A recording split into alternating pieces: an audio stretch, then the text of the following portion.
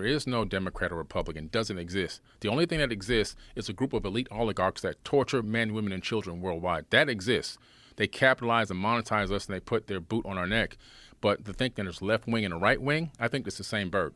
Yeah, it's all just money. Yeah. It's all money. And they use social issues, whatever they are, whether it's Christianity or abortion rights or whatever it is. They just use those as like little moves that they put in their little game. Yep. And really what it's about is enriching themselves and staying in power. And the best way to stay in power is control narratives and to control influence and make people believe a very specific thing and drill it into their head.